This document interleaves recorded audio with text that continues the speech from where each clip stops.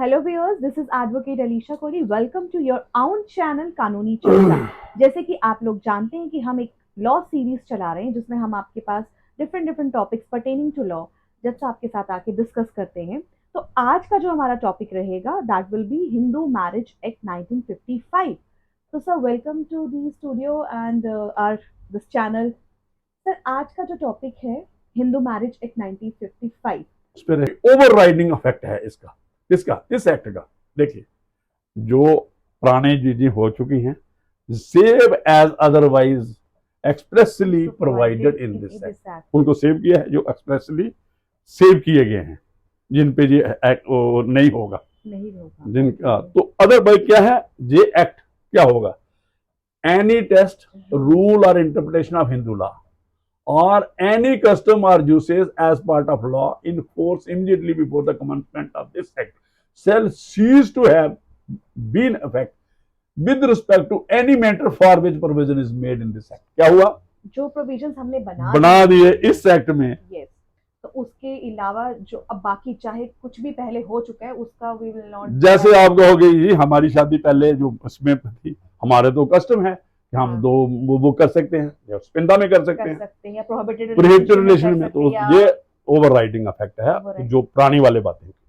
अभी जो भी होगा इस एक्ट हिंदू मैरिज एक्ट के प्रोविजन के नीचे हमें कोई भी मैरिज करनी है, कोई भी रिलेशनशिप कायम करना है, ये सारा उस पे ही हमें करना पड़ेगा। तो इसके बाहर हम नहीं जा सकते, सेव एज अदरवाइज एक्सप्रेसली। लेकिन उसका हेडिंग देखो क्या है, अगर कोई एक्सप्रेसली सेव किया गया है, कोई जैसे सेविंग्स हमारी है 29 सेक्शन, वो आप उसमें अदरवाइज जो इसके एक्ट के प्रोविजन बना दिया, देन उससे बाहर नहीं, act his provisions of act Hindu marriage act to be followed, shall be prevailed, वहां प्रिवेल ओवर द, जो पुरानी बातें खत्म। Any other law in force immediately before commencement of this act cease to have effect in so far inconsistent. देखिए, अगर वो कोई provision पुराने एक्ट का था, कोई पुराना लॉ था जो इस एक्ट से इनकंसिस्टेंट में आता है, टकराव में आता है, उसको चले जाना है, जे प्रिवेल करेगा। कौन सा, जो 1955 का हिंदू मैरिज एक्ट हमारा है, with any provision contained in this act. ये हो गई हमारी, जो मुझे लगता है अभी हमारे पास आ जाएगी, जो आपने हिंदू मैरिज एक्ट की कंडीशंस की, मैरिज किन किन के दरमियान हो सकती है, वो जो मतलब क्या कैसे किन दो हिंदूज में,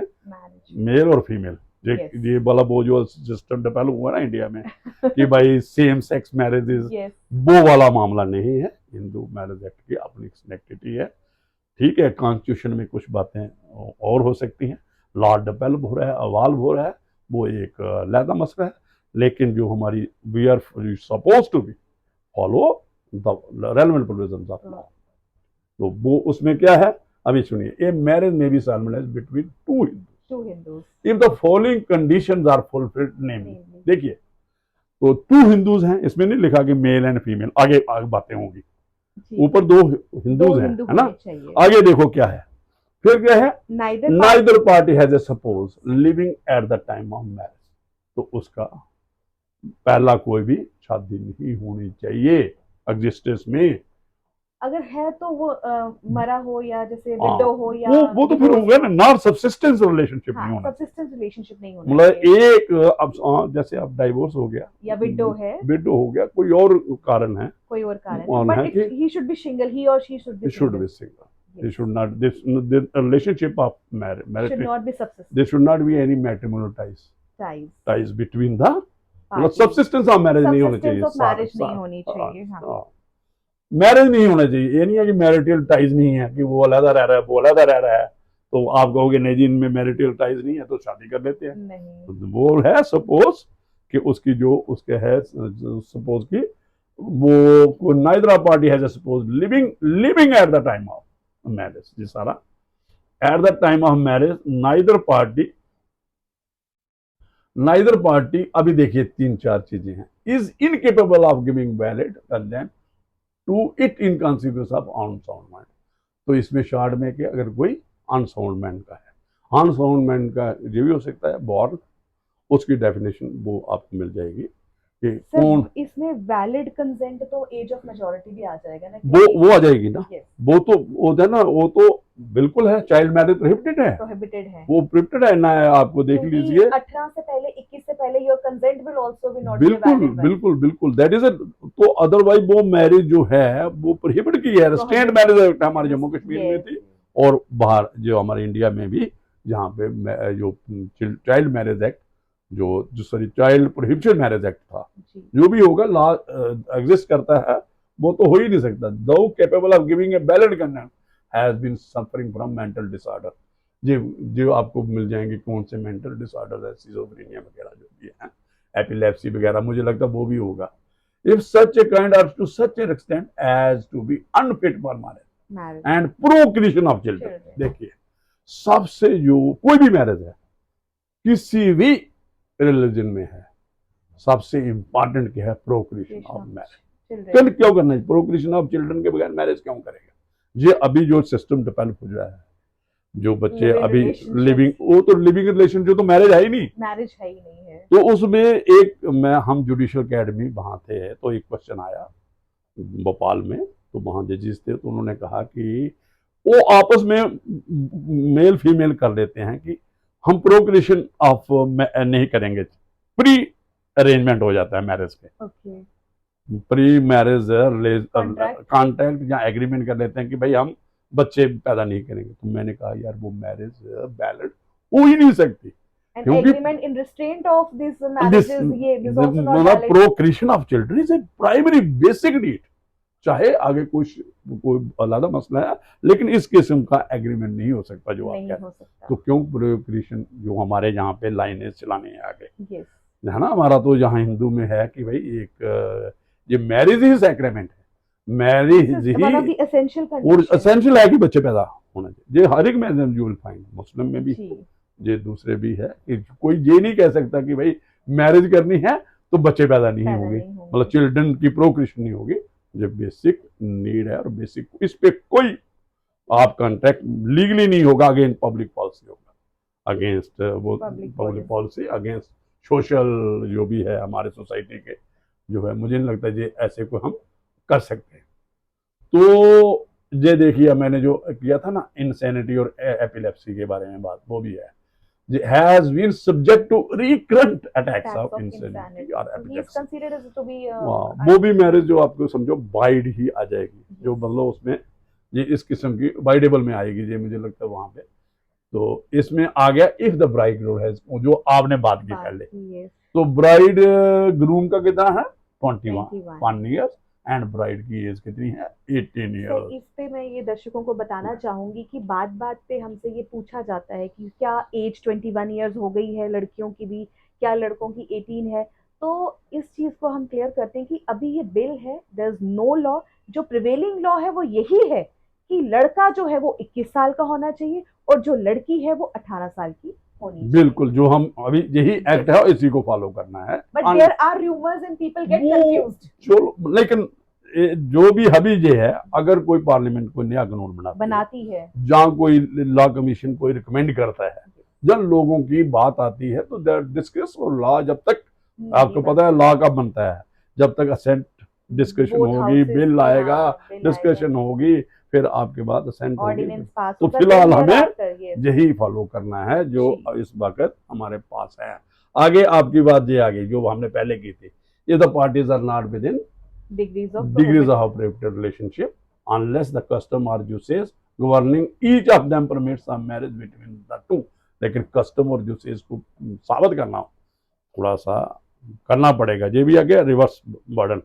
जो कहेगा नहीं जी हमारी कस्टम अलो करती है, स्पिंदा में भी कर सकते हैं, ये भी है। एक प्रैक्टिकल क्वेश्चन मुझे याद आ रहा है, ऐसे बहुत बार होता है कि people do marry and later on they came to know that we fall in the prohibited category। लेकिन फिर देखो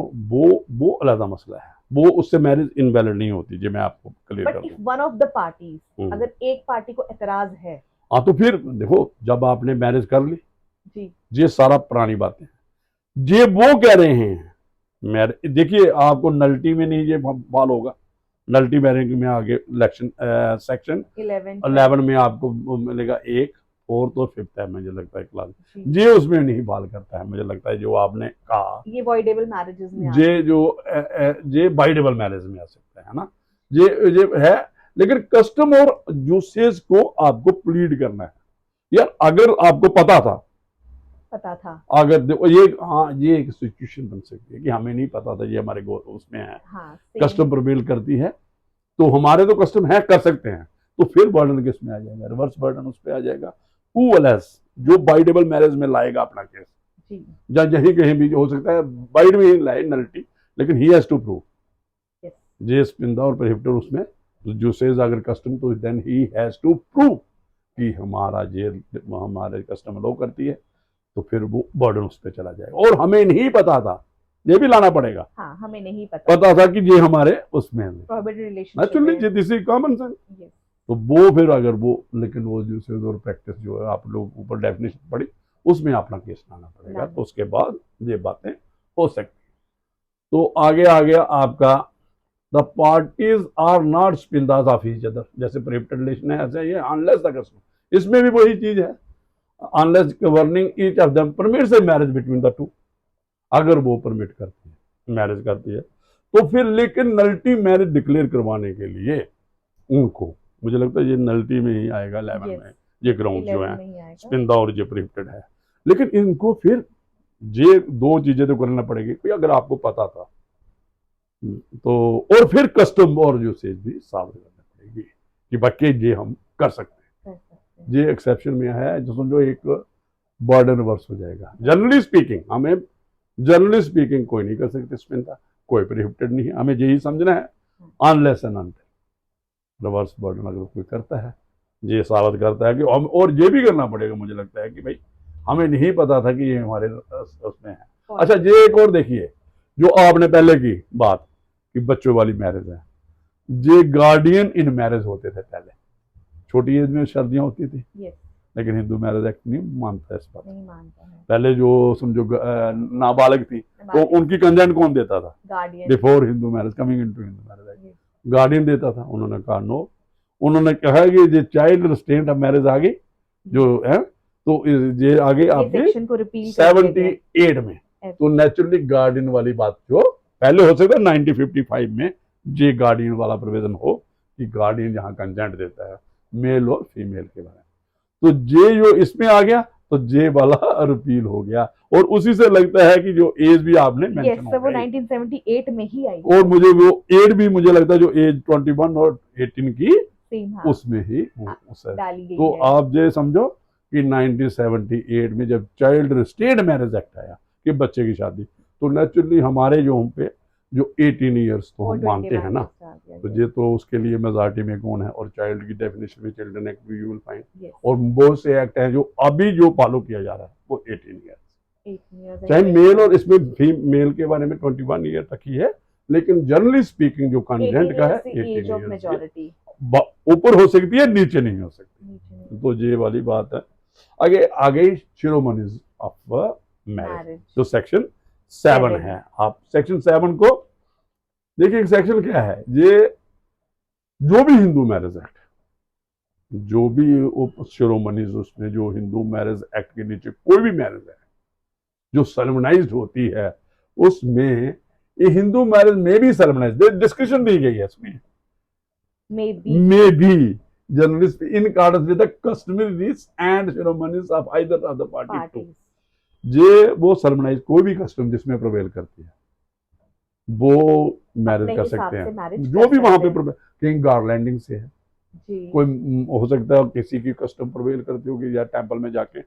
वहां पे शायद, लेकिन आगे हम सत्ताबदी वाली बात करेंगे, वो वाली आगे जाए, वो एक जिस भी अगर वहां पे अगर सत्तापदी का कस्टम प्रवेल करती है जो उसको फॉलो किया जा रहा है, तो then marriage would be valid only if 7 steps पूरे लिए हैं होली फायर के इर्द गिर्द, किसने, कपल ने मैरिज करने के बाद, आगे मैं पढ़ूंगा उसको, आपको you will find it. Hindu marriage में भी solemnize in accordance with customaries and ceremonies of either of the parties, जो दोनों ने एग्री करना है कि हम इसके मुताबिक कर लेते हैं मैरिज, गार्लैंडिंग सिस्टम अडॉप्ट कर सकते हैं, कोई और भी सिस्टम है जो उनकी अगर एक ही कस्टम अलग है दूसरे की अलग है, वो Right. दोनों परिवार हैं, लेकिन अगर एक दूसरे में सबड्यू कर देते हैं कि यार हम जे वालों फॉलो करके कर सकते कर हैं, सकते तो हैं। नो, क्योंकि में शिरोमणि होनी है, कौन सी शिरोमणि होनी है, वो पार्टीज की अपनी रजामंदी है। कस्टम और जो इसके मुताबिक वो करनी है। नेक्स्ट, वेयर सच रीसेंट शिरोमणि इंक्लूड, देखिए और भी जैसे आप देखते हो मैरिजेस में, जो हमारे मैरिज होती है पंजाब में होती है, तमिलनाडु में होती है, जो Yes. जहाँ पे भी हैं जो मैरिज, तो आपको पता है, कोई ना कोई शिरोमणि अडॉप्ट होती ही होती है। फॉलो की जाती है। वो चाहे वो साउथ की मैरिजेज देख लो, नॉर्थ ईस्ट की मैरिज देख लो, इंडिया में अपनी नॉर्थ इंडिया के देख लो, तो ये सारी मैरिजेज में शिरोमणि कोई भी है। अगर वो कहता है कि डिग्री इंक्लूड, ये जो मैरिज की शिरोमणि इंक्लूड कर दी है सप्तापदी, फिर मैंडेटरी आ जाता है। That is taking of 7 steps by a bride groom and bride jointly before the fire. Fire लिखा है, हम कह रहे हैं वो फायर सैक्रेड फायर ही होना चाहिए, होली फायर ही होना चाहिए, है ना, जो हवन कुंड हम कहते हैं उसके इर्द गिर्द होता है। The marriage become complete and binding when the 7th step is taken. और ये भी हमारे कहा गया है कि अगर 4 स्टेप हुए हैं, जब 5 हुए, उसके बीच में भी ब्रेक हो सकती है। वो लड़का भी अलग हो सकता है, लड़की भी कह सकती है आई एम नॉट,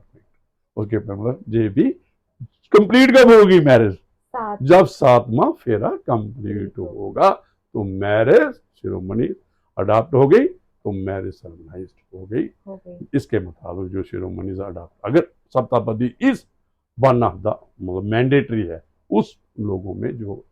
और जो हमारे यहाँ पे, और आर्य समाज आप देखो मैरिज है, वहां पे भी होली फायर के इर्द गिर्द 7 फेरे लिए जाते हैं। और आपको एक वो है आनंद मैरिज एक्ट जो 6 में है, वो गुरु ग्रंथ साहब के आपको एक्सपीरियंस वो है नहीं है ना, वो है प्रवेल करता है, वो 4 फेरे उसके इर्द गिर्द लेते हैं गुरु ग्रंथ साहब के, उसको आनंद मैरिज एक्ट उनका अपना है, उसको रिकॉग्नाइज किया है, no doubt they are Hindus, Jain है, जो हर एक ये शिरोमणि से है ना, उसमें रिकॉग्नाइज किया है वो, क्योंकि पंजाब में कहीं भी पंजाबी है, सिख है, उस वजह सिख जो मतलब ग्रंथ साहब के जो आनंद कारज, जो आनंद कारज कहते हैं उनको, वो गुरु ग्रंथ साहब के इर्द गिर्द, क्योंकि ये जो हिंदू चाहे हैं, लेकिन मैरिज करने का अपना अपना सिस्टम, तो वो भी को रिकॉग्नाइज किया गया है, ये भी एक प्रैक्टिस है। तो इसमें कोई किसी को कोई हर एक का हो सकता है, बुद्धिस्ट का अलग हो, जैन में अलग हो, शिरोमणिस, लेकिन शिरोमणिस तकरीबन हर एक को यू विल फाइंड होती ही हैं कुछ। आगे आ गया रजिस्ट्रेशन ऑफ हिंदू मैरिजेस, ये क्यों बनाया गया, क्योंकि in order to have a record, जो आज बात हो रही है जो सीसी की, यूनिफॉर्म सिविल कोड की, और पहले भी काफी जजमेंट्स आई हैं कि जब आर्य समाज का जो वो सर्टिफिकेट इशू करते हैं, they say that is not a valid proof of marriage, तो उस मैरिज को प्रूव करने के लिए this registration has to be there. नहीं वो भी नहीं, वो देखिए मैं registration not a compulsory to have a valid marriage, जो मैरिड मैरिज की डेफिनेशन मैं बताऊं, जो सप्तापदी है ना, देखिए मैरिज सर्टिफिकेट जैसे उसके साथ आपने ये भी साबित करना है कि मैरिज भी हुई है, 7 जो सेक्शन 7 है इसमें लाना पड़ेगा ना आपको कि भाई सप्तापदी हुई है फायर के इर्द गिर्द, ये एक आपको पास एविडेंस होना चाहिए शिरोमणि की। सेल्फनाइजेशन ऑफ मैरिज कैसे हुई, certificate can not be substitute, आपको जो ओवर टैक्स है जो आपको करना है, जो शिरोमणि अडॉप्ट करनी है, फॉलो करनी है, जो उस पर प्रैक्टिस करनी है मैरिज करने के बाद, तो यू हैव टू प्रूव। तो अदरवाइज एक आपका जैसे इसका होता है इनका, तो उसमें कोई विटनेसेस होते हैं, आपको जो ये फेरे लिए फिर उसको प्रूव करना है। कोर्ट ऑफ लॉ तो ये नहीं कहता सर्टिफिकेट कैन बी सब्स्टिट्यूट, आपको फॉलो करना है, वो बताएगा कि कहाँ गए, कैसे हुई शादी, कैसे हुई, कहाँ थे, कौन से आर्य समाज में हुई, कौन कौन था, कौन वहाँ था, वो फोटोग्राफ्स की शेप में, जहाँ आजकल तो आपको बात वीडियोग्राफी। आगे फिर रजिस्ट्रेशन ऑफ हिंदू मैरिज क्यों कराएंगे, और रजिस्ट्रार कौन होते हैं, जी आप देखना, ये इसमें आ जाएगा आपको। For the purpose of facilitating, देखिए क्या है, फिर जो आपने बात की, the proof of Hindu marriage act, Hindu marriage हुई है, और ये रिक्वायरमेंट है कि आपको वीजा लेना है, वीजा लेना कई है, जगह आर्मी और में आप है, नेवी में है। बिल्कुल जो आप जो एक पब्लिक सर्वेंट है, कई बार उसकी प्रूफ का मैरिज सर्टिफिकेट लिया जाता है। जैसे आपने कोई पासपोर्ट बनाना है, मतलब कुछ भी है, एक अच्छा प्रूफ माना जाता है रजिस्ट्रेशन ऑफ मैरिज कुछ उसके लिए। तो द स्टेट गवर्नमेंट में देखिए make law rules providing that party to any such marriage may have the particulars relating to their marriage entered in such a manner and subject to such a condition as may be prescribed in a Hindu Marriage Act kept for the purpose। ये कोई वो बनाएंगे, rules बनाएंगे, तो उसके मुताबिक कि हिंदू जो मैरिज हुई है इसको रजिस्टर, जैसे आपकी समझो sale deed, document of registration, registration act है ना, डॉक्यूमेंट्स का, प्रॉपर्टी का, हाँ, हमने काफी करवाया ना। तो ऐसे ही मैरिजेस का रजिस्ट्रेशन किसके पास करवाते हैं, आपको याद होगा, तहसीलदार के पास जाते हैं, वो रजिस्ट्रार ऑफ मैरिजेस होगा उसमें, अब विद इन हिज टेरिटरी वो उनको पावर कन्फर की गई है by notification government, state government ने सेक्शन 8 के नीचे। जी वो notwithstanding anything contained in subsection 1, देखिए अभी थोड़ा सा आगे the state government may, if it is of the opinion that it is necessary or expedient to do, provide that entry of the particulars referred to in subsequent ban shall be compulsory। ये compulsory बना दिया है कुछ purpose के लिए।